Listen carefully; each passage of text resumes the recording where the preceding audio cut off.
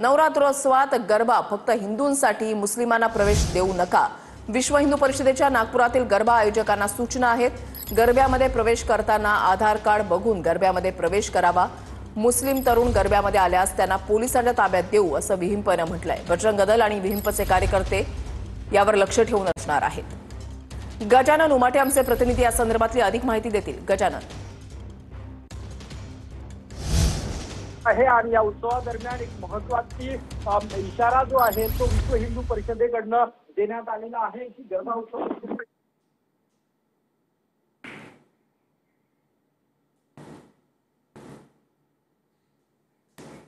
विश्व हिंदू परिषदेकडून देण्यात आलेला आहे आणि गरबा उत्सवात आधार कार्ड बघून लोकांना प्रवेश द्या. कारण की विश्व हिंदू परिषद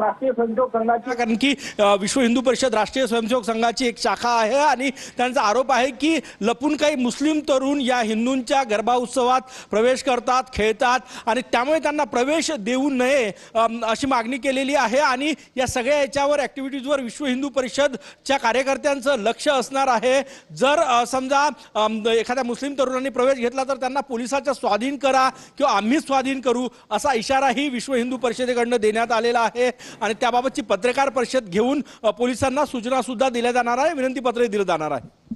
नक्कीच धन्यवाद गजानन दिलेल्या सविस्तर माहितीसाठी.